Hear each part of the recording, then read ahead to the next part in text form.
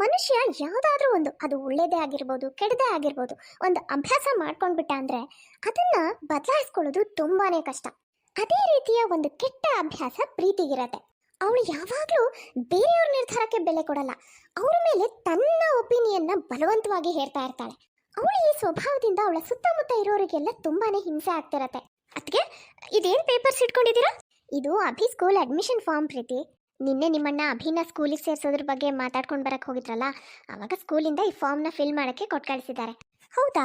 ಎಲ್ಲಿ ಕೊಡಿ ನೋಡೋಣ. ಅಯ್ಯೋ ಅದಕ್ಕೆ ನೀವು ಅಭಿನ ಈ ಸ್ಕೂಲಿಗೆ ಯಾಕೆ ಸೇರಿಸ್ತಾ ಇದ್ದೀರಾ? ಇದ್ರಗಿನ ಆಕ್ಸ್ಫರ್ಡ್ ಸ್ಕೂಲ್ ಇದೆಯಲ್ಲ, ಆ ಸ್ಕೂಲಿಗೆ ಸೇರಿಸಿ. ಈ ಸ್ಕೂಲ್ಗಿಂತನೂ ತುಂಬಾ ಚೆನ್ನಾಗಿದೆ. ಇಲ್ಲ ಪ್ರೀತಿ, ಈ ಸ್ಕೂಲ್ ತುಂಬಾ ಚೆನ್ನಾಗಿದೆ. ನೀನು ಹೇಳೋ ಆಕ್ಸ್ಫರ್ಡ್ ಸ್ಕೂಲ್ ಸ್ವಲ್ಪ ದೂರ ಕೂಡ ಆಗುತ್ತೆ, ಆಮೇಲೆ ಅಲ್ಲಿ ಎನ್ವೈರ್ನ್ಮೆಂಟ್ ಕೂಡ ಅಷ್ಟು ಚೆನ್ನಾಗಿಲ್ಲ ಅಂತ ಹೇಳ್ತಾರೆ. ನಿಮಗೆ ಈ ಥರ ಎಲ್ಲ ಯಾರು ಹೇಳಿದ್ದು? ಅದಕ್ಕೆ ಆಕ್ಸ್ಫರ್ಡ್ ಸ್ಕೂಲು ತುಂಬ ಚೆನ್ನಾಗಿದೆ ಈ ಸಿಟಿಲಿ. ಅದ್ರಗಿನ ಬೆಸ್ಟ್ ಸ್ಕೂಲ್ ಬೇರೆ ಯಾವುದೂ ಇಲ್ವೇ ಇಲ್ಲ.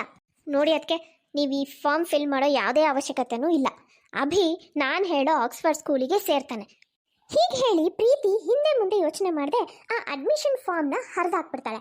ಪ್ರೀತಿ, ನಿನ್ಗೇನು ಬುದ್ಧಿ ಸರಿ ಇದೆಯೋ ಇಲ್ವೋ? ಏನು ಮಾಡಿದೆ ನೀನು? ಅಡ್ಮಿಷನ್ ಫಾರ್ಮ್ನ ಯಾಕೆ ಹರಿದಾಕ್ದೆ? ಅಲ್ಲ ಅದಕ್ಕೆ ನಮ್ಮ ಅಭಿನ ಈ ಸ್ಕೂಲಿಗೆ ಸೇರಿಸೋ ಅವಶ್ಯಕತೆನೇ ಇಲ್ಲ ಅಂತ ಅಂದಮೇಲೆ ಆ ಫಾರ್ಮ್ ಇಟ್ಕೊಂಡು ಏನು ಮಾಡೋದು? ಅದಕ್ಕೆ ಹರಿದಾಕ್ದೆ. ಪ್ರೀತಿ, ನೀನು ಯಾಕೋ ಜಾಸ್ತಿ ಆಡ್ತಾ ಇದೆಯಾ. ಪ್ರತಿಯೊಂದು ವಿಷಯದಲ್ಲೂ ನೀನು ಹೇಳ್ದ ಹಾಗೆ ಆಗಬೇಕು ಅಂತೀಯ. ಬೇರೆ ಎಲ್ಲ ಬಿಡು, ನನ್ನ ಮಗ ಯಾವ ಸ್ಕೂಲಲ್ಲಿ ಓದಬೇಕು ಅನ್ನೋ ಡಿಸಿಷನ್ ಕೂಡ ನೀನು ತಗೋಬೇಕಾ? ಎಲ್ಲ ವಿಷಯದಲ್ಲೂ ನೀನು ಹೇಳ್ದ ಹಾಗೆ ಆಗಬೇಕು ಅಂದ್ರೆ ಹೇಗೆ? ಬೇರೆಯವ್ರ ನಿರ್ಧಾರಕ್ಕೂ ಸ್ವಲ್ಪ ಬೆಲೆ ಕೊಡು. ಈಗ ಏನಾಯ್ತು ಅಂತ ಅಷ್ಟು ಜೋರು ಮಾಡ್ತಿದ್ಯಾ ಸಂಗೀತ? ಈ ಪ್ರೀತಿ ಅಭಿನ ಬೇರೆ ಸ್ಕೂಲಿಗೆ ಸೇರ್ಸೋಣ ಅಂತಂದ್ರೆ ಅದರಲ್ಲಿ ತಪ್ಪೇನಿದೆ? ನೀನು ಅಷ್ಟೊಂದು ಕೋಪ ಮಾಡ್ಕೊಳ್ಳೋ ಅಂಥದ್ದೇನಿದೆ? ಅವಳೇನು ಬೇರೆ ಅವಳ? ಅಭಿಗ ಅವಳ ಅತ್ತೆ ತಾನೆ. ಅವನಿಗೆ ಯಾವ ಸ್ಕೂಲಿಗೆ ಸೇರಿಸ್ಬೇಕು ಅನ್ನೋ ನಿರ್ಧಾರ ತಗೊಳ್ಳೋ ಹಕ್ಕಂತೂ ಅವಳಿಗಿದೆ ಅಲ್ವಾ? ಹೌದತ್ತೆ, ಈ ಮನೇಲಿ ಎಲ್ಲಾ ವಿಷಯದಲ್ಲೂ ನಿರ್ಧಾರ ತಗೊಳ್ಳೋ ಹಕ್ಕಿರೋದು ಪ್ರೀತಿಗೆ ಮಾತ್ರನೇ.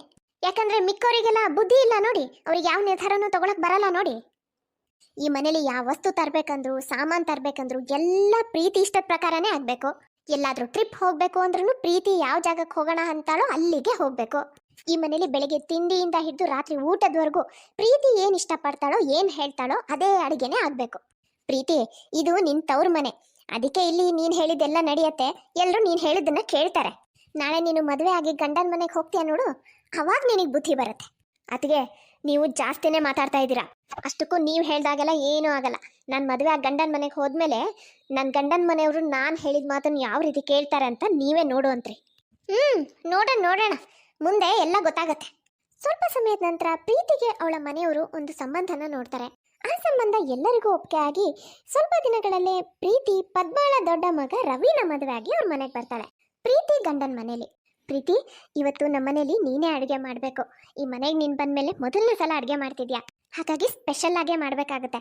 ಈ ತಿಂಡಿಗೆ ನೀನು ಪೂರಿ ಮಾಡು, ಆಲೂಗಡ್ಡೆ ಪಲ್ಯ ಮಾಡು, ಹಾಗೆ ಒಂದು ಸ್ವೀಟ್ ಮಾಡು. ಅಯ್ಯೋ ದೇವ್ರೆ, ಬೆಳಿಗ್ಗೆ ಇಷ್ಟೆಲ್ಲ ಮಾಡೋಕ್ಕೆ ಹೇಳ್ತಾ ಇದ್ದಾರಲ್ಲಪ್ಪ. ಬೆಳಿಗ್ಗೆ ಎದ್ದು ಇಷ್ಟನ್ನೆಲ್ಲ ಮಾಡೋ ಮನಸ್ಸೇ ಇಲ್ಲ ನನಗೆ, ಅಭ್ಯಾಸನೂ ಇಲ್ಲ. ಏನು ಯೋಚನೆ ಮಾಡ್ತಿದ್ಯಮ್ಮ ಪ್ರೀತಿ? ಇದೆಲ್ಲ ಮಾಡಕ್ ನಿನಗೆ ಬರುತ್ತೆ ತಾನೇ? ಹಾ ಅತ್ತೆ, ಇದೆಲ್ಲ ಮಾಡಕ್ ನನಗೆ ಖಂಡಿತ ಬರುತ್ತೆ. ಅದು ನಾನು ಏನು ಯೋಚನೆ ಮಾಡ್ತಿದ್ದೆ ಅಂದರೆ, ಬೆಳಿಗ್ಗೆ ಈ ಥರ ಆಯಿಲಿ ಫುಡ್ ತಿನ್ನೋದು ಹೆಲ್ತಿಗೆ ಒಳ್ಳೇದಲ್ವಲ್ಲ.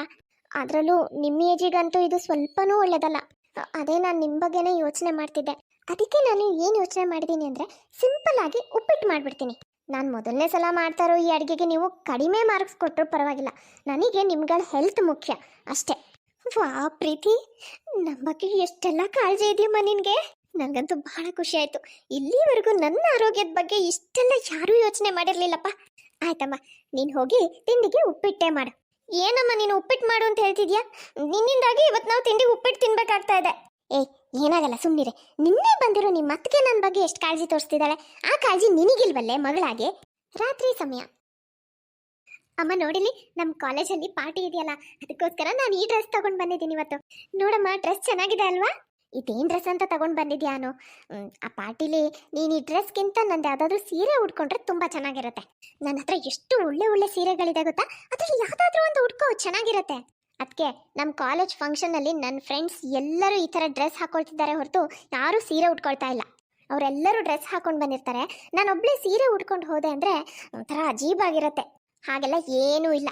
ನಾನು ನಮ್ಮ ಕಾಲೇಜ್ ಫಂಕ್ಷನಲ್ಲಿ ಸೀರೆನೇ ಉಟ್ಕೊಂಡು ಹೋಗಿದ್ದೆ ಗೊತ್ತಾ? ಚೆನ್ನಾಗೇ ಕಾಣಿಸ್ತಿತ್ತಪ್ಪ. ಹಾಗಾಗಿ ನಿನಗೂ ಹೇಳ್ತಾ ಇದ್ದೀನಿ, ಬೇರೆಯವರೆಲ್ಲ ಡ್ರೆಸ್ ಹಾಕೊಂಡ್ರೆ ಏನಾಯ್ತು? ಅವ್ರು ಹಾಕೊಂಡಿದ ತಕ್ಷಣ ನೀನು ಅದನ್ನೇ ಹಾಕಬೇಕು ಅಂತಿದ್ಯಾ? ನೋಡನು, ನೀನು ನನ್ನ ಸೀರೆನೇ ಉಟ್ಕೊಂಡು ಹೋಗಬೇಕು. ಈ ಥರ ಡ್ರೆಸ್ ಗೀಸ್ ಎಲ್ಲ ಹಾಕೊಂಡು ಹೋಗೋ ಅವಶ್ಯಕತೆ ಇಲ್ಲ. ಅಲ್ಲ ಅದಕ್ಕೆ ನಾನು ಈ ಡ್ರೆಸ್ನ ತುಂಬ ಇಷ್ಟಪಟ್ಟು ತಂದಿದ್ದೀನಿ. ಆ ಫಂಕ್ಷನಲ್ಲಿ ನನಗೆ ಈ ಡ್ರೆಸ್ನೇ ಹಾಕೋಬೇಕು ಅಂತ ತುಂಬ ಆಸೆ ಇದೆ. ತುಂಬ ಇಷ್ಟಪಟ್ಟು ತಂದಿದ್ರೆ ಏನಾಯಿತು, ಈ ಫಂಕ್ಷನ್ ಅಲ್ಲದೆ ಹೋದರೆ ಇನ್ನೊಂದು ಯಾವುದಾದ್ರೂ ಫಂಕ್ಷನಲ್ಲಿ ಹಾಕೊಳಕ್ಕೆ ಬರುತ್ತೆ. ಆದರೆ ನಿಮ್ಮ ಕಾಲೇಜಿನ ಈ ಫಂಕ್ಷನಿಗೆ ಮಾತ್ರ ನೀನು ನನ್ನ ಸೀರೆನೇ ಉಟ್ಕೊಂಡು ಹೋಗ್ತಾ ಇದೆಯಾ. ಇದು ಒಳ್ಳೆ ಕತೆ ಆಯ್ತಲ್ಲ. ಅದಕ್ಕೆ ನಮ್ಮ ಕಾಲೇಜ್ ಫಂಕ್ಷನಿಗೆ ನೀವು ಹೇಳಿದ ಬಟ್ಟೆನೇ ಹಾಕು ಅಂತ ಯಾಕೆ ಫೋರ್ಸ್ ಮಾಡ್ತಾ ಇದ್ದೀರಾ? ಏನಾಗುತ್ತಮ್ಮ ಅನ್ನು, ನಿಮ್ಮ ಅದಕ್ಕೆ ಅಷ್ಟೊಂದು ಹೇಳ್ತಾ ಇದ್ದಾಳೆ ಅಂದರೆ ಅವಳು ಹೇಳಿದ ಬಟ್ಟೆನೇ ಹಾಕೊಂಡು ಹೋಗು, ಏನಾಗುತ್ತೆ? ನಿಮ್ಮ ಅದಕ್ಕೆ ನಿನ್ನ ಬಗ್ಗೆ ಒಳ್ಳೆದೇ ಯೋಚನೆ ಮಾಡಿ ಹೇಳ್ತಾಳಲ್ವಾ. ಈ ಡ್ರೆಸ್ನ ಇನ್ನೊಂದ್ಸಲ ಯಾವಾಗಾದರೂ ಹಾಕೊಳಕ್ಕೆ ಬರುತ್ತೆ. ಇದ್ಯಾಕೋ ಅದೇ ಆಯ್ತು ಬಿಡಮ್ಮ. ನಾನು ಹಾಕೋ ಬಟ್ಟೆನೂ ಇವರಿಷ್ಟದ ಪ್ರಕಾರ ಹಾಕೋಬೇಕಾ ನಾನು? ಪ್ರೀತಿಯ ಈ ವರ್ತನೆಯಿಂದ ಅವಳ ನಾದಿನಿ ಅನು ತುಂಬಾನೇ ಇರಿಟೇಟ್ ಆಗಿರ್ತಾಳೆ. ಪ್ರೀತಿ ಎಲ್ಲಾರ ವಿಷಯದಲ್ಲೂ ತಾನು ಹೇಳಿದ್ದೇ ಆಗ್ಬೇಕು ಅನ್ನೋ ಥರ ನಡ್ಕೊಳ್ತಾ ಇರ್ತಾಳೆ. ಆದರೆ ಒಂದು ಸ್ವಲ್ಪ ಸಮಯ ಕಳೆದ ನಂತರ ಪ್ರೀತಿಯ ಮೈದ್ನನ ಮದುವೆ ಆಗುತ್ತೆ. ಪ್ರೀತಿಯ ವಾರ್ಗಿತಿಯಾಗಿ ಮನೆಯ ಚಿಕ್ಕ ಸೊಸೆಯಾಗಿ ಸ್ವಾತಿ ಬರ್ತಾಳೆ. ಸ್ವಾತಿ ಮನೆಗೆ ಬಂದ್ಮೇಲೂ ಕೂಡ ಪ್ರೀತಿ ಹೇಳ್ದ ಹಾಗೆ ಎಲ್ಲ ನಡೆಯುತ್ತಾ? ನೋಡೋಣ ಬನ್ನಿ. ಅಮ್ಮ, ನಾನು ಮತ್ತೆ ಸ್ವಾತಿ ಇಬ್ರು ಒಂದು ವಾರದ ಮಟ್ಟಿಗೆ ಮನಾಲಿ ಟ್ರಿಪ್ ಹೋಗಿ ಬರೋಣ ಅಂತ ಅನ್ಕೊಂಡಿದೀವಿ. ಏನು, ಮನಾಲಿಗೆ ಹೋಗ್ತಾ ಇದ್ದೀರಾ? ಅಲ್ಲ ನವೀನ್, ಮನಾಲಿಗೆ ಈ ಟೈಮಲ್ಲಿ ಹೋಗಿ ಏನು ಮಾಡ್ತೀರಾ? ಅಲ್ಲೀಗ ತುಂಬಾನೇ ಥಂಡಿ ಇರುತ್ತೆ. ಆ ವೆದರ್ಗೆ ನಿಮಗೆ ಹಿಂಸೆ ಆಗ್ಬಿಡತ್ತಷ್ಟೇ. ಹಾಗಾಗಿ ನೀವು ಮನಾಲಿಗೆ ಹೋಗೋ ಅವಶ್ಯಕತೆ ಏನೂ ಇಲ್ಲ. ಇಲ್ಲಿ ಸುತ್ತಮುತ್ತ ತುಂಬಾನೇ ಪ್ಲೇಸಸ್ ಇದೆ. ಅಲ್ಲೇ ಯಾವ್ದಾದ್ರು ಒಂದು ಪ್ಲೇಸ್ ಸೆಲೆಕ್ಟ್ ಮಾಡ್ಕೊಂಡು ಹೋಗಿ ಬನ್ನಿ. ಇದೊಳ್ಳೆ ಕತೆ ಆಯ್ತಲ್ಲ. ಅದಕ್ಕೆ ನೀವು ಇಲ್ಲೇ ಹೋಗಿ ಅಂತ ಯಾಕೆ ಫೋರ್ಸ್ ಮಾಡ್ತಿದ್ದೀರಾ? ಈಗ ನನಗೂ ಸ್ವಾತಿಗೂ ಮನಾಲಿಗೆ ಹೋಗಬೇಕು ಅಂತ ಆಸೆ ಇದೆ ಅಂದಮೇಲೆ ನಾವು ಅಲ್ಲಿಗೆ ಹೋಗ್ತೀವಿ. ನಾನಂತೂ ನಿಮ್ಮ ಒಳ್ಳೇದಕ್ಕೆಪ್ಪ ಹೇಳ್ತಾ ಇರೋದು. ಈ ಥಂಡಿಲಿ ಅಲ್ಲಿಗೆ ಹೋದ್ರೆ ಅಂದರೆ ಹುಷಾರಿಲ್ಲದೆ ಮಲಗಿಬಿಡ್ತೀರಾ ಇಬ್ರು ಅಷ್ಟೇ. ನೋಡಿ ಅದಕ್ಕೆ, ಸ್ವಾತಿಗೆ ಮನಾಲಿ ನೋಡಬೇಕು ಅಂತ ತುಂಬ ಆಸೆ ಇದೆ. ಅವಳು ಇಲ್ಲಿವರೆಗೂ ಒಂದ್ಸಲನೂ ಅಲ್ಲಿಗೆ ಹೋಗಿಲ್ಲ. ಹಾಗಾಗಿ ನಾನು ಸ್ವಾತಿ ಇಬ್ರು ಮನಾಲಿಗೆ ಹೋಗ್ತೀವಿ. ಅರೆ ಅರೆ, ಮದುವೆ ಆಗ್ತಿದ್ದ ಹಾಗೆ ಎಷ್ಟು ಚೇಂಜ್ ಆಗಿಬಿಟ್ಟಿದ್ದೀರಾ ನವೀನ್. ಪೂರ್ತಿ ಹೆಂಡತಿ ಮಾತನ್ನ ಕೇಳೋಕೆ ಶುರು ಮಾಡಿಬಿಟ್ಟಿದ್ದೀರಾ. ಅಲ್ಲ, ನಿಮ್ಮ ಇಷ್ಟ ಕಷ್ಟದ ಬಗ್ಗೆ ಬಿಟ್ಬಿಡಿ, ಆದರೆ ಮದುವೆಯಲ್ಲಿ ಎಷ್ಟು ಖರ್ಚಾಗಿದೆ ಅನ್ನೋದ್ರ ಬಗ್ಗೆನಾದರೂ ಯೋಚನೆ ಮಾಡಿ. ಮದುವೆಗೆ ಈಗಾಗಲೇ ಸಾಕಷ್ಟು ಖರ್ಚಾಗಿದೆ ಅಂದಮೇಲೆ ಈಗ ಮನಾಲಿ ಟ್ರಿಪ್ ಅಂತ ಹೋದರೆ ಇನ್ನೂ ಎಷ್ಟು ಖರ್ಚಾಗ್ಬೋದು ಲೆಕ್ಕ ಹಾಕಿ. ನಿಮ್ಮ ಒಳ್ಳೇದಕ್ಕೋಸ್ಕರನೇ ನಾನು ಇಷ್ಟೆಲ್ಲ ಯೋಚನೆ ಮಾಡಿ ನಿಮ್ಮ ಹೆಂಡತಿನ ಇಲ್ಲೇ ಹತ್ರದಲ್ಲೇ ಯಾವುದಾದ್ರೂ ಊರಿಗೆ ಕರ್ಕೊಂಡು ಹೋಗಿ ಬನ್ನಿ ಅಂತ ಹೇಳಿದ್ದು. ಹೌದು ಕಣೋ ನವೀನ್, ಪ್ರೀತಿ ಸರಿಯಾಗಿ ಹೇಳ್ತಾ ಇದ್ದಾಳೆ ಅಂತ ನನಗೂ ಅನಿಸ್ತಾ ಇದೆ. ಮದುವೆಗೆ ಈಗಾಗಲೇ ಸಾಕಷ್ಟು ಖರ್ಚಾಗಿದೆ. ಹಾಗಾಗಿ ನಿಮಗೆ ಮನಾಲಿಗೆ ಹೋಗಬೇಕು ಅಂತಿದ್ರೆ ಒಂದು ಸ್ವಲ್ಪ ಸಮಯ ಬಿಟ್ಟು ಹೋಗಿ. ಅಷ್ಟೊತ್ತಿಗೆ ಒಂದು ಸ್ವಲ್ಪ ಹಣದ ವಿಷಯದಲ್ಲಿ ಸುಧಾರಿಸಿರ್ತೀವಿ. ಈಗ ಸದ್ಯಕ್ಕೆ ಇಲ್ಲೇ ಹತ್ರ ಯಾವುದಾದ್ರೂ ಊರಿಗೆ ಹೋಗಿ ಬನ್ನಿ, ಆಯಿತಾ? ತಾಯಿನೂ ಹೀಗೆ ಹೇಳಿದ್ದನ್ನು ಕೇಳಿ ನವೀನಿಗೆ ಬೇಜಾರಾಗುತ್ತೆ. ಹಾಗಾಗಿ ಅವನು ಕೋಪ ಮಾಡಿಕೊಂಡು ಸೀದಾ ತನ್ನ ರೂಮಿಗೆ ಹೋಗ್ತಾನೆ. ಏನಾಯ್ತ್ರಿ, ಯಾಕೋ ಒಂಥರ ಇದ್ದೀರಾ? ನಮ್ಮ ಮತಗೆದು ಯಾಕೋ ಅತಿ ಆಗ್ತಾ ಇದೆ. ಪ್ರತಿಯೊಂದು ವಿಷಯದಲ್ಲೂ ಮೂಗು ತೂರಿಸ್ತಾರೆ, ತಾವು ಹೇಳ್ದ ಹಾಗೆ ಆಗಬೇಕು ಅಂತಾರೆ. ನೀವು ಇಷ್ಟೊಂದು ಕೋಪ ಮಾಡ್ಕೊಳ್ಳೋಂಥದ್ದು ಪ್ರೀತಿ ಅಕ್ಕ ಏನು ಹೇಳಿದ್ರು? ನಾನು ನೀನು ಮನಾಲಿ ಟ್ರಿಪ್ ಹೋಗಬೇಕು ಅಂತ ನಾನು ಎಷ್ಟು ಆಸೆ ಇಟ್ಕೊಂಡಿದ್ದೀನಿ. ಹೀಗೆ ಹೋಗಬೇಕು ಅಂತ ಮಾಡಿದ್ದೀವಿ ಅಂತ ಅಮ್ಮನ ಹತ್ರ ಹೋಗಿ ಹೇಳಿದ್ರೆ ಈ ಪ್ರೀತಿ ಅದಕ್ಕೆ ಮಧ್ಯೆ ಬಂದು ಮನಾಲಿಗೆ ಹೋಗಿ ಏನು ಮಾಡ್ತೀರಾ, ಈಗಾಗಲೇ ಇಷ್ಟೊಂದು ಖರ್ಚಾಗಿದೆ, ಅಲ್ಲಿ ಹೋದರೆ ಇನ್ನೂ ಒಂದಷ್ಟು ಖರ್ಚಾಗುತ್ತೆ, ಇಲ್ಲೇ ಹತ್ರದಲ್ಲೇ ಯಾವುದಾದ್ರೂ ಒಂದು ಊರಿಗೆ ಹೋಗಿ ಬನ್ನಿ ಅಂತ ಒಂದು 100 ಸಲ ಹೇಳ್ತಾ ಇದ್ದಾರೆ. ಹೋಗ್ಲಿ ಬಿಡ್ರಿ, ಬೇಜಾರು ಮಾಡ್ಕೋಬೇಡಿ. ಅದೆಲ್ಲ ಬಿಡಿ. ನೋಡಿ, ನಾನು ರೂಮ್ನ ಯಾವ ರೀತಿ ಸೆಟ್ ಮಾಡಿದ್ದೀನಿ. ನಾನು ರೂಮ್ನ ಡೆಕೋರೇಷನ್ ಮಾಡೋಕ್ಕೆ ತುಂಬ ಡೆಕೋರೇಟಿವ್ ಐಟಮ್ಸ್ ಎಲ್ಲ ತಂದಿದ್ದೆ. ಅದನ್ನೆಲ್ಲ ಯೂಸ್ ಮಾಡಿ ಇವತ್ತು ಡೆಕೋರೇಟ್ ಮಾಡಿದ್ದೀನಿ. ಆಮೇಲೆ ಫರ್ನಿಚರ್ ಸೆಟ್ಟಿಂಗ್ ಎಲ್ಲ ಚೇಂಜ್ ಮಾಡಿದ್ದೀನಿ. ಇವಾಗ ನೋಡಿ, ರೂಮ್ ತುಂಬ ಸ್ಪೇಷಿಯಸ್ ಅಂತ ಅನಿಸ್ತಿದೆ ಅಲ್ವಾ? ಓಹ್ ಹೌದಲ್ವಾ, ನಾನು ಗಮನಿಸ್ಲೇ ಇಲ್ಲ. ನಿಜವಾಗ್ಲೂ ಸ್ವಾತಿ, ರೂಮ್ ಇವಾಗ ತುಂಬ ಚೆನ್ನಾಗಿ ಅನಿಸ್ತಾ ಇದೆ. ಏನು ಚೆನ್ನಾಗಿ ಅನಿಸ್ತಾ ಇದೆ ಬಿಡಿ ನವೀನ್. ನಾನು ನಿಮ್ಮ ರೂಮ್ನ ಎಷ್ಟು ಚೆನ್ನಾಗಿ ಸೆಟ್ ಮಾಡಿದ್ದೆ. ಸ್ವಾತಿ, ಇದೇನು ಮಾಡಿದ್ಯಾ ರೂಮ್ನ? ಅದಕ್ಕೆ ಇದು ಯಾಕೋ ಅತಿ ಆಯಿತು. ಕೊನೆ ಪಕ್ಷ ರೂಮ್ ಒಳಗೆ ಬರಬೇಕಿದ್ರೆ ಒಂದು ಸ್ವಲ್ಪ ಡೋರ್ ನಾಕ್ ಮಾಡಾದರೂ ಒಳಗೆ ಬನ್ನಿ. ನಿಮಗೆ ಏನು ಹೇಳು ಏನು ಪ್ರಯೋಜನ ಇಲ್ಲ. ಯಾಕಂದರೆ ನೀವು ನಿಮ್ಮ ಮನಸ್ಸಿಗೆ ಏನು ಬರುತ್ತೋ ಅದನ್ನೇ ಮಾಡ್ತೀರಾ. ಸ್ವಾತಿ, ನಾನೊಂದು ಸ್ವಲ್ಪ ಹೊತ್ತು ಹೊರಗಡೆ ಹೋಗಿ ಬರ್ತೀನಿ. ಅರೆ, ನಾವೇನಂತೂ ಸಿಕ್ಕಾಪಟ್ಟೆ ಕೋಪ ಮಾಡ್ಕೊಂಡು ಬಿಟ್ರಪ್ಪ. ಅದೇನು ಗೊತ್ತಾ ಸ್ವಾತಿ, ಹೇಗೂ ಡೋರ್ ಒಂದು ಅರ್ಧ ತೆಗ್ದಿತ್ತಲ್ವಾ, ನಿಮ್ಮಿಬ್ರು ಮಾತು ಕೂಡ ಕೇಳಿಸ್ತು. ಹಾಗೆ ನಾನು ಸೀದಾ ಒಳಗಡೆ ಬಂದ್ಬಿಟ್ಟೆ. ಅದು ಹಾಗಿರಲಿ, ನಾನು ನಿಮ್ಮ ಈ ರೂಮ್ನ ಎಷ್ಟು ಚೆನ್ನಾಗಿ ಸೆಟ್ ಮಾಡಿದ್ದೆ. ನೀನಂತೂ ಎಲ್ಲ ಹಾಳು ಮಾಡಿಬಿಟ್ಟಿದ್ಯಾ. ನಾನೀಗ ಮತ್ತೆ ಹೊಸದಾಗಿ ಮೊದಲಿನ ಥರ ಎಲ್ಲ ಸೆಟ್ ಮಾಡಬೇಕು. ಅಲ್ಲ ಅಕ್ಕ, ನಮ್ಮ ರೂಮ್ನ ನಾನು ಯಾವ ರೀತಿ ಇವಾಗ ಸೆಟ್ ಮಾಡಿದ್ದೀನೋ ಅದು ನನಗೂ ನವೀನ್ ಇಬ್ಬರಿಗೂ ತುಂಬ ಇಷ್ಟ ಆಗಿದೆ. ಹಾಗಿದ್ಮೇಲೆ ನೀವು ಯಾಕಿದನ್ನ ಮತ್ತೆ ಚೇಂಜ್ ಮಾಡಬೇಕು ಅಂತ ಹೇಳ್ತಿದ್ದೀರಾ? ನೋಡಿ ಸ್ವಾತಿ, ನಾನು ಈ ಮನೆ ದೊಡ್ಡ ಸೊಸೆ, ಮೊದಲೇ ಈ ಮನೆಗೆ ಬಂದವಳು. ಹಾಗಾಗಿ ನನಗೆ ಈ ಮನೇಲಿ ಎಲ್ಲಿ ಯಾವ ವಸ್ತು ಯಾವ ರೀತಿ ಇಟ್ಟರೆ ಚೆನ್ನಾಗಿ ಕಾಣುತ್ತೆ ಅಂತ ತುಂಬ ಚೆನ್ನಾಗಿ ಗೊತ್ತು. ನೀನು ಈಗಷ್ಟೇ ಇಲ್ಲಿಗೆ ಬಂದಿದೆಯಲ್ವಾ, ಹಾಗಾಗಿ ಎಲ್ಲಿ ಯಾವ ರೀತಿ ಎಲ್ಲ ಸೆಟ್ ಮಾಡಬೇಕು, ಹೇಗಿರಬೇಕು ಅನ್ನೋದು ನಿನಗಷ್ಟು ಗೊತ್ತಿಲ್ಲ. ಹಾಗಾಗಿ ಈ ಮನೆನ ಯಾವ ರೀತಿ ಎಲ್ಲ ಡೆಕೋರೇಟ್ ಮಾಡಬೇಕು, ಎಲ್ಲ ಯಾವ ರೀತಿ ಸೆಟ್ ಮಾಡಬೇಕು ಅದನ್ನು ನಾನು ನಿನಗೆ ಹೇಳ್ಕೊಡ್ತೀನಿ. ನೀನು ಇಲ್ಲೊಂದು ವಾಲ್ಪೇಪರ್ ಹಾಕಿದೆಯಲ್ಲ, ಇದೊಂದು ಸ್ವಲ್ಪನೂ ಚೆನ್ನಾಗಿಲ್ಲ, ಇಲ್ಲಿಗೆ ಸ್ವಲ್ಪನೂ ಚೆನ್ನಾಗಿ ಕಾಣಿಸ್ತಿಲ್ಲ. ಇದನ್ನ ಮೊದಲು ಕಿತ್ತು ಹೊರಗಡೆ ಬಿಸಾಕ್ಬಿಡು. ಅದು ಹಾಗಲ್ಲ ಅಕ್ಕ, ಅದು ಹಾಗೂ ಅಲ್ಲ ಹೀಗೂ ಅಲ್ಲ, ನಾನು ಹೇಳ್ದಷ್ಟು ಮಾಡು. ಹೀಗೆ ಪ್ರೀತಿ ತನಗೆ ಹೇಗೆ ಇಷ್ಟ ಆಗುತ್ತೋ ಆ ರೀತಿ ಸ್ವಾತಿ ಮತ್ತೆ ನವೀನ್ ರೂಮ್ನ ಚೇಂಜ್ ಮಾಡಿಬಿಡ್ತಾಳೆ. ಸ್ವಾತಿಗೂ ಪ್ರೀತಿ ನಡ್ಕೊಂಡಿರೋ ರೀತಿ ಸ್ವಲ್ಪನೂ ಇಷ್ಟ ಆಗಲ್ಲ. ಆದ್ರೆ ಅವಳು ಚಿಕ್ಕ ಸೊಸೆ ಆಗಿರ್ತಾಳೆ, ಆಗ್ತಾನೆ ಮನೆಗೆ ಬಂದಿರ್ತಾಳೆ, ಹಾಗಾಗಿ ಏನೂ ಮಾತಾಡದೆ ಸುಮ್ಮನಾಗ್ತಾಳೆ. ಅಮ್ಮ, ನನ್ನ ಡಿಗ್ರಿ ಕಂಪ್ಲೀಟ್ ಆಯಿತು. ಇನ್ನು ಹೈಯರ್ ಸ್ಟಡೀಸ್ಗೆ ಬೆಂಗಳೂರು ಹೋಗಬೇಕು ಅಂತ ಅಂದ್ಕೊಂಡಿದ್ದೀನಿ. ಅಲ್ಲಿ ಕಾಲೇಜಸ್ ಎಲ್ಲ ತುಂಬ ಚೆನ್ನಾಗಿದೆಯಂತಮ್ಮ. ನನ್ನ ಫ್ರೆಂಡ್ಸು ಎಲ್ಲ ಅಲ್ಲೇ ಜಾಯ್ನ್ ಆಗ್ತಾ ಇದ್ದಾರೆ. ಆಯ್ತಮ್ಮ, ನೀನು ಹೈಯರ್ ಸ್ಟಡೀಸ್ ಮಾಡ್ತೀನಿ ಅಂತಂದರೆ ಆಯಿತು ಬಿಡು, ಬೆಂಗಳೂರಲ್ಲೇ ಓದಬೇಕಾ? ಸರಿ, ಹಾಗೆ ಮಾಡಂತೆ. ನಾನು ನಿಮ್ಮ ಅಪ್ಪನ ಹತ್ರನೂ ಮಾತಾಡ್ತೀನಿ, ಅವರೇ ಬಂದು ನಿನ್ಗೆ ಅಡ್ಮಿಷನ್ ಎಲ್ಲ ಮಾಡಿಸ್ತಾರೆ. ಅಮ್ಮ, ನೀನು ಎಲ್ಲೂ ಒಪ್ತೀಯೋ ಇಲ್ಲೋ ಅಂತ ಭಯ ಆಗ್ಬಿಟ್ಟಿತ್ತು. ನೀನು ಒಪ್ಕೊಂಡಿದ್ದು ನನಗೆ ತುಂಬ ಖುಷಿ ಆಯ್ತಮ್ಮ. Thank you so much. ಏನು ಥ್ಯಾಂಕ್ ಯು ಸೋ ಮಚ್ ಅಂತ ತುಂಬ ಕುಣಿತಾ ಇದೆಯಾ? ನಿನಗೆ ಹೈಯರ್ ಸ್ಟಡೀಸ್ ಮಾಡಬೇಕು ಅಂದರೆ ಬೆಂಗಳೂರಿಗೆ ಹೋಗೋ ಅವಶ್ಯಕತೆ ಏನಿದೆ? ಇಲ್ಲೇ ನಮ್ಮೂರಲ್ಲೇ ಮಾಡ್ಬೋದಲ್ವಾ? ಅಲ್ಲ, ನಮ್ಮೂರಲ್ಲೇ ಒಳ್ಳೊಳ್ಳೆ ಕಾಲೇಜಸ್ ಇರೋವಾಗ ಅಷ್ಟು ದೂರ ಬೆಂಗಳೂರಿಗೆ ಹೋಗಿ ಓದ್ತೀನಿ ಅಂತ ಹೇಳ್ತಾ ಇದೆಯಲ್ಲ, ನನಗೇನೋ ಅನುಮಾನಪ್ಪ. ನಿನಗೇನಾದರೂ ಬಾಯ್ ಫ್ರೆಂಡ್ ಗರ್ಲ್ ಫ್ರೆಂಡ್ ಅಂಥದ್ದೇನಾದರೂ ಇದೆಯಾ ಅಂತ. ಅದ್ರ ಸಂಬಂಧನೇ ನೀನು ಬೆಂಗಳೂರಿಗೆ ಹೋಗಿ ಓದಬೇಕು ಅಂತ ಹಠ ಹಿಡಿತಾ ಇದೀನು ಅಂತ ನನಗೆ ಅನುಮಾನ. ಅತ್ತಿಗೆ, ಏನು ಮಾತಾಡ್ತಿದ್ದೀರಾ ನೀವು? ಯಾರಿಗೆ ಆದ್ರೂ ನಿಮ್ಮ ಮನಸ್ಸಿಗೆ ಬಂದಂಗೆ ಬಾಯಿಗೆ ಬಂದಂಗೆ ಮಾತಾಡ್ತಿರಲ್ಲ ನೀವು. ನಾನು ಬೆಂಗಳೂರಿಗೆ ಹೋಗಿ ಓದ್ತೀನಿ ಅಂತ ಯಾಕೆ ಹೇಳ್ತಿದ್ದೀನಿ ಅಂದರೆ ಅಲ್ಲಿ ಕಾಲೇಜ್ಗಳು ತುಂಬ ಚೆನ್ನಾಗಿದೆ, ಅದು ಒಂದೇ ಕಾರಣಕ್ಕೆ ಹೇಳ್ತಾ ಇರೋದು. ಅನು ಮೇಡಮ್, ನಮ್ಮೂರಲ್ಲಿರೋ ಕಾಲೇಜ್ಗಳು ಬೆಂಗಳೂರಲ್ಲಿರೋ ಕಾಲೇಜ್ಗಳಿಗಿಂತ ಯಾವ ರೀತಿಲೂ ಕಡಿಮೆ ಇಲ್ಲ. ಅತ್ತೆ, ನೀವು ಇವಳನ್ನ ಅಷ್ಟು ದೂರದ ಬೆಂಗಳೂರಿಗೆ ಕಳಿಸಿ ಓದಿಸೋ ಅವಶ್ಯಕತೆ ಏನೂ ಇಲ್ಲ. ಸುಮ್ಮನೆ ಹಾಳಾಗ್ತಾಳಷ್ಟೇ. ಅವಳಿಗೆ ಅಷ್ಟು ಓದಬೇಕು ಅಂತಿದ್ರೆ ಇಲ್ಲೇ ಇದ್ಕೊಂಡು ಓದಕ್ಕೆ ಹೇಳಿ. ಓದೋ ಆಸಕ್ತಿ ಇರೋರು ಯಾವ ಊರಲ್ಲಿದ್ರು ಯಾವ ಕಾಲೇಜಲ್ಲಿದ್ರು ಓದ್ತಾರೆ. ಹೌದನು, ನಿಮ್ಮ ಅದಕ್ಕೆ ಸರಿಯಾಗಿ ಹೇಳ್ತಾ ಇದ್ದಾಳೆ. ನಮ್ಮೂರಲ್ಲೂ ಒಳ್ಳೊಳ್ಳೆ ಕಾಲೇಜ್ಗಳೇ ಇದಾವಲ್ವಾ, ಹಾಗಾಗಿ ನೀನು ಅಷ್ಟು ದೂರ ಎಲ್ಲ ಹೋಗೋ ಅವಶ್ಯಕತೆ ಏನಿಲ್ಲಮ್ಮ. ಇಲ್ಲೇ ಇದ್ಕೊಂಡು ಇಲ್ಲೇ ಯಾವುದಾದ್ರೂ ಒಳ್ಳೆ ಕಾಲೇಜಿಗೆ ಸೇರಿಕೊಂಡು ಓದು. ಅಮ್ಮ, ನೀನು ಅದಕ್ಕೆ ಹೇಳಿದ ಹಾಗೆ ಕೇಳ್ತೀಯಲ್ಲ.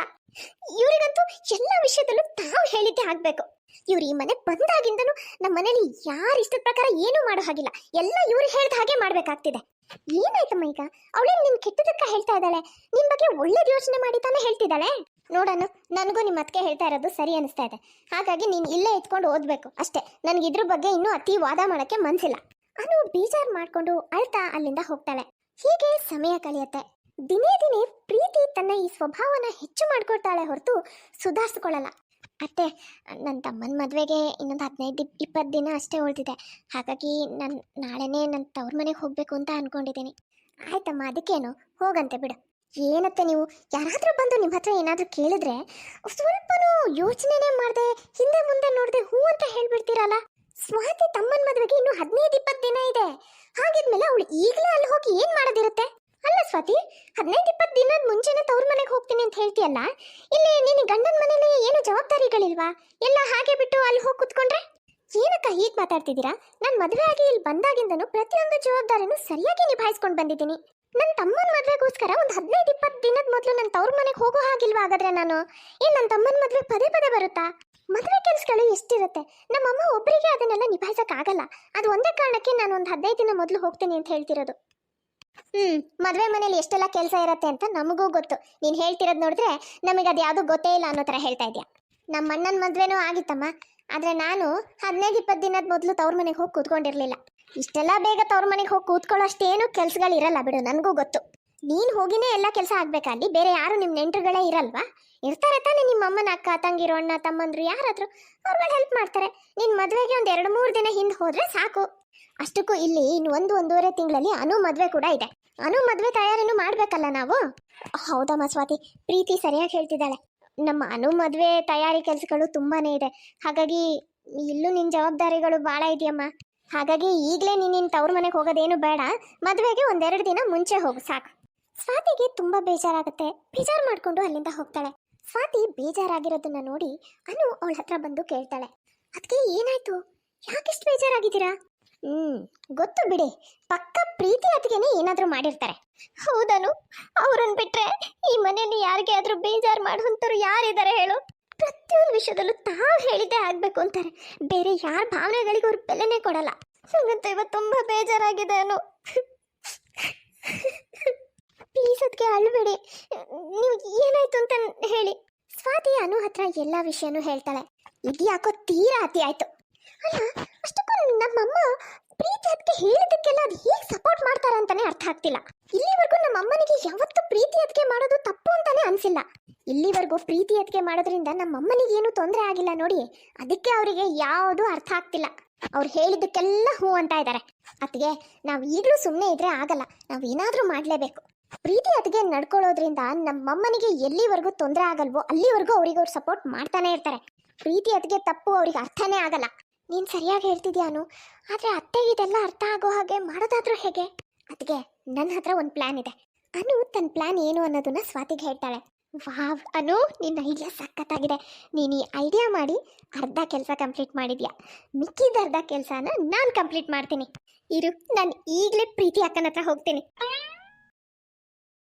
ಅರೆ ಪ್ರೀತಿ ಅಕ್ಕ, ನೀವು ಏನು ಇಷ್ಟು ಆರಾಮಾಗಿ ಕೂತ್ಕೊಂಡಿದ್ದೀರಾ? ನೀವು ಹೇಗೆ ಇಷ್ಟು ಆರಾಮಾಗಿ ಕೂತ್ಕೊಳ್ಳೋಕೆ ಸಾಧ್ಯ? ಇದೇನು ಹೀಗೆ ಕೇಳ್ತಿದ್ಯಾ? ಅಷ್ಟಕ್ಕೂ ನಾನು ಆರಾಮಾಗಿ ಕೂತ್ಕೊಳ್ಳೋಕ್ಕಾಗದೇ ಇರೋವಂಥದ್ದು ಏನಾಗಿದೆ ಇವಾಗ? ಅಕ್ಕ, ಅನು ಮದುವೆಗೆ ಅತ್ತೆ ಎಷ್ಟು ಹಣ ಖರ್ಚು ಮಾಡೋರಿದ್ದಾರೆ ಗೊತ್ತಾ ನಿಮಗೆ? ಒಡವೆನೇ ಎಷ್ಟು ಮಾಡಿಸಿದ್ದಾರೆ ಗೊತ್ತಾ? ನಿಮಗೆ ಗೊತ್ತಿಲ್ವೋ ಏನೋ, ಸಿಕ್ಕಾಪಟ್ಟೆ ಒಡವೆ ಮಾಡಿಸಿದಾರಕ್ಕ. ಅದು ಎಷ್ಟು ಲಕ್ಷ ದುಡ್ಡಿಂದು ಅನ್ನೋದು ನನಗೆ ಅಂದಾಜು ಕೂಡ ಇಲ್ಲ. ಅಲ್ಲ ಅಕ್ಕ, ನೀವೇ ಯೋಚನೆ ಮಾಡಿ. ಮಗಳ ಮದುವೆಗೆ ಅತ್ತೆ ಇರಬರೋದನ್ನೆಲ್ಲ ಈ ನಮಗೆ ಖರ್ಚು ಮಾಡಿಬಿಟ್ರೆ ನಮಗೆ ಏನು ಉಳಿಯುತ್ತೆ? ಅತ್ತೆ ಅನುಗೊಂದು ನೆಕ್ಲೆಸ್ ಮಾಡಿಸಿದ್ದಾರೆ, ನಾನು ನೋಡಿದೆ. ಎಷ್ಟು ಹೆವಿ ಆಗಿದೆ ಗೊತ್ತಾ? ಅದರಲ್ಲಿ ಅರ್ಧ ತೂಕ ಇರೋ ನೆಕ್ಲೆಸು ನಿಮಗೂ ಕೊಟ್ಟಿಲ್ಲ. ಅಕ್ಕ, ನೀವು ಈಗಲೇ ಏನಾದರೂ ಮಾಡಲಿಲ್ಲ ಅಂದರೆ ಅತ್ತೆ ಎಲ್ಲದನ್ನು ಮಗಳಿಗೆ ಹೊರಿಸಿ ಕಳಿಸ್ಬಿಡ್ತಾರೆ. ನಮ್ಮ ಕೈಗೆ ಆಮೇಲೆ ಉಳಿಯೋದು ಬರೀ ಚಿಪ್ ಅಷ್ಟೇ. ನೀನು ಹೇಳೋದು ಸರಿಯಾಗಿದೆ. ಅದೇಗೆ ಅತ್ತೆ ಎಲ್ಲದನ್ನು ಮಗಳಿಗೆ ಕೊಟ್ಟು ಕಳಿಸ್ತಾರೆ? ಇರು, ನಾನು ಈಗಲೇ ಅತ್ತೆ ಹತ್ರ ಹೋಗಿ ಮಾತಾಡ್ತೀನಿ.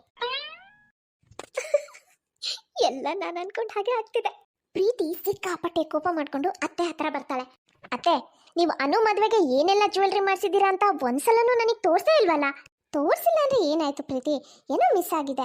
ನನಗೇನು ತೋರಿಸ್ಬಾರ್ದು ಅಂತೆಲ್ಲ ಏನಿಲ್ಲಪ್ಪ. ಇರು, ಒಳಗಡೆ ಇದೆ, ಈಗಲೇ ತಂದು ತೋರಿಸ್ತೀನಿ. ಅತ್ತೆ ಹೋಗಿ ಅನುಗ್ ಮಾಡಿಸಿರೋ ಜ್ಯುವೆಲ್ರಿನೆಲ್ಲ ತಗೊಂಡು ಬರ್ತಾಳೆ. ನೋಡಮ್ಮ, ಇವೇ ಇಷ್ಟು ಒಡವೆ ನಾನು ಅವಳಿಗೆ ಮಾಡಿಸಿರೋದು. ಒಂದೆರಡು ನೆಕ್ಲೇಸು, ಒಂದು 4 ಬಳೆ, ಒಂದೆರಡು ಜೊತೆ ಇಯರಿಂಗು, ಆಮೇಲೆ ಒಂದು 4 ಉಂಗುರ, ಆಮೇಲೆ ಬೆಳ್ಳಿ ಕಾಲ್ ಚೈನು. ನೀವು ಅತಿ ಮಾಡ್ತಿದ್ದೀರಾ ಅಂತ ಅನ್ನಿಸ್ತಿಲ್ವಾ ಅತ್ತೆ?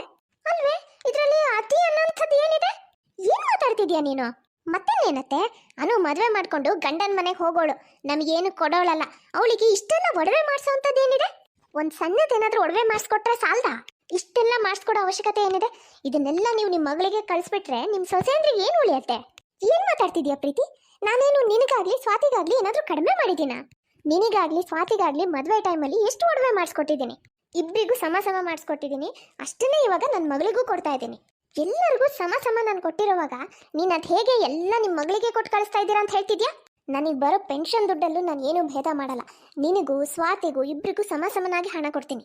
ಮತ್ತು ಅದರಲ್ಲಿ ನನ್ನ ಮಗಳಿಗೆ 1 ರೂಪಾಯಿಯೂ ಕೊಟ್ಟಿಲ್ಲ ನಾನು. ಹೀಗಿದ್ದು ನೀನು ಈ ಥರ ಮಾತಾಡ್ತಿದ್ಯಲ್ಲಮ್ಮ? ಅಲ್ಲ ಅತ್ತೆ, ಎಲ್ಲ ವಿಷಯದಲ್ಲೂ ನಮಗೂ ನಿಮ್ಮ ಮಗಳಿಗೂ ಸಮ ಸಮ ಮಾಡ್ತಿದ್ದೀನಿ ಅಂತ ಹೇಳ್ತಿದ್ದೀರಲ್ಲ. ನಿಮ್ಮ ಮುಪ್ಪಿನ ಕಾಲದಲ್ಲಿ ನಿಮ್ಮ ಸೊಸೆಂದ್ರಾಗಿರೋ ನಾವು ನಿಮ್ಮನ್ನು ನೋಡ್ಕೊಳ್ಳೋದೇ ಹೊರತು ನಿಮ್ಮ ಮಗಳು ಗಂಡನ ಮನೆ ಬಿಟ್ಟು ನಿಮ್ಮನ್ನು ನೋಡ್ಕೊಳಕ್ ಬರಲ್ಲ. ನಿಮ್ಮನ್ನು ನೋಡ್ಕೊಳ್ಳೋದ್ರಲ್ಲೂ ಏನಾದರೂ ಅವಳು ಸಮಪಾಲ್ ತಗೋತಾಳ? ಇಲ್ಲ ಅಲ್ವಾ? ನಾನು ಹೇಳ್ತಾ ಇರೋದು ಸರಿನೋ ತಪ್ಪೋ ನೀವೇ ಯೋಚನೆ ಮಾಡಿ. ನೀನು ನನಗೆ ಸರಿ ಯಾವುದು ತಪ್ಪು ಯಾವುದು ಅಂತ ಹೇಳ್ಕೊಡ್ತೀನಿ. ನನ್ನ ಮಗಳು ಮದುವೆಯಲ್ಲಿ ಅವಳಿಗೆ ನಾನು ಏನು ಕೊಡಬೇಕು ಏನು ಕೊಡಬಾರ್ದು ಅಂತ ಹೇಳಕ್ಕೆ ನೀನು ಯಾರು? ಇನ್ನು ಮುಂದೆ ನನಗೇನಾದರೂ ತೊಂದರೆ ಆದರೆ ನನ್ನ ಮಗಳು ನನ್ನನ್ನು ನೋಡ್ಕೊಳ್ಳೋಕ್ಕೆ ಗಂಡನ ಮನೆಯಿಂದ ಬರಲ್ಲ ಅಂತ ಹೇಳ್ತೀಯಲ್ಲ, ನನ್ನ ಮಗಳು ಅಂಥವಳಲ್ಲ ಕಣೆ. ಅವಳೇನು ಅಂತ ನನಗೆ ಚೆನ್ನಾಗಿ ಗೊತ್ತು. ನಾನು ಒಂದು ಫೋನ್ ಮಾಡಿದ್ರೆ ಸಾಕು, ಇರೋ ಕೆಲಸನೆಲ್ಲ ಬಿಟ್ಟು ನನ್ನ ಹತ್ರ ಓಡಿ ಬರ್ತಾಳೆ ಅವಳು. ನೋಡಿ ಅತ್ತೆ, ಈ ಮನೆಗೆ ದೊಡ್ಡ ಸೊಸೆ ನಾನು. ಈ ಮನೇಲಿ ಪ್ರತಿ ವಿಷಯದಲ್ಲೂ ಏನು ಮಾಡಬೇಕು ಏನು ಮಾಡಬಾರ್ದು ಅಂತ ನಿರ್ಧಾರ ತಗೊಳ್ಳೋ ಪೂರ್ತಿ ಅಧಿಕಾರ ಇದೆ ನನಗೆ. ನಾನು ಹೇಳ್ದೆ ತಾನೆ, ನೀವು ಇಷ್ಟೆಲ್ಲ ಒಡವೆನ ಅನುಗೆ ಕೊಡೋ ಹಾಗಿಲ್ಲ ಅಂದರೆ ಕೊಡೋ ಹಾಗಿಲ್ಲ ಅಷ್ಟೇ. ಸಾಕು ಕಣೆ, ಅತಿ ಆಯಿತು ನಿಂದು.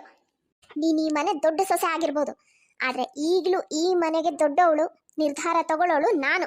ಈ ಮನೆಯಲ್ಲಿ ನನ್ನ ನಿರ್ಧಾರನೇ ಅಂತಿಮ ನಿರ್ಧಾರ. ನಿನಗೆ ಎಲ್ಲ ವಿಷಯದಲ್ಲೂ ನೀನು ಹೇಳಿದ್ದೆ ಆಗಬೇಕು ಅನ್ನೋ ಕೆಟ್ಟ ಗುಣ ಇದೆ. ಇದನ್ನ ಮೊದಲೇ ನಾನು ಅರ್ಥ ಮಾಡಿಕೊಂಡು ನಿನ್ನನ್ನು ಕಂಟ್ರೋಲ್ ಮಾಡಬೇಕಿತ್ತು. ಪ್ರತಿಯೊಬ್ಬರು ನಿರ್ಧಾರಗಳಲ್ಲೂ ಪ್ರತಿಯೊಬ್ಬರು ವಿಷಯಗಳಲ್ಲೂ ನೀನು ಹೇಳಿದ್ದೆ ಆಗಬೇಕು ಅಂತ ಮಧ್ಯೆ ಬಂದು ನೀನು ಹೇಳಿದ್ದೆ ಆಗೋ ಹಾಗೆ ಮಾಡ್ತಿದ್ದೆಲ್ಲ, ಅವಾಗೆಲ್ಲ ನಾನು ನಿನ್ನನ್ನು ಕಂಟ್ರೋಲ್ ಮಾಡಬೇಕಿತ್ತು, ಅರ್ಥ ಮಾಡ್ಕೋಬೇಕಿತ್ತು. ನಿನ್ನನ್ನು ತಡೆಯೋದ್ರ ಬದಲಾಗಿ ನೀನು ಹೇಳಿದಕ್ಕೆಲ್ಲ ಹೂ ಅಂತ ಬಂದ್ಬಿಟ್ಟೆ. ನನ್ನ ವಿಷಯದಲ್ಲೇ ನೀನು ಈಗ ಈ ಥರ ನಡ್ಕೋತಾ ಇದೆಯಲ್ಲ, ಇದರಿಂದ ನನಗೆ ಮಿಕ್ಕವರೆಲ್ಲ ಪಾಪ ನಿನ್ನಿಂದ ಎಷ್ಟು ಹಿಂಸೆ ಅನುಭವಿಸ್ತಾ ಇದ್ರು ಅನ್ನೋದು ಅರ್ಥ ಆಗ್ತಿದೆ.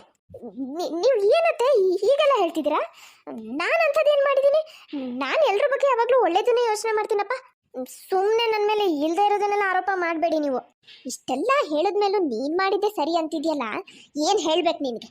ಎಲ್ಲ ವಿಷಯದಲ್ಲೂ ನಿನಗೆ ಯಾವ್ದು ಸರಿ ಅನ್ಸುತ್ತೋ ಅದನ್ನೇ ಮಾಡಬೇಕು ಅಂತ ಇನ್ನೊಬ್ಬರ ಮೇಲೆ ಒತ್ತಡ ಹೇರ್ತೀಯ, ಅವ್ರು ಮಾಡೋ ಹಾಗೆ ಮಾಡ್ತೀಯ.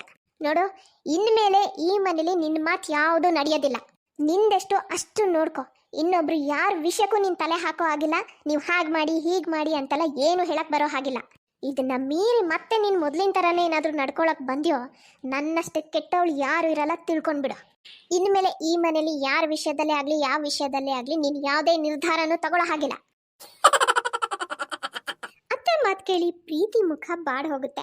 ತಮ್ಮ ಪ್ಲಾನ್ ಸಕ್ಸಸ್ ಆಗಿದ್ರಿಂದ ಸ್ವಾತಿ ಮತ್ತು ಅನು ಇಬ್ಬರು ತುಂಬ ಖುಷಿ ಪಡ್ತಾರೆ.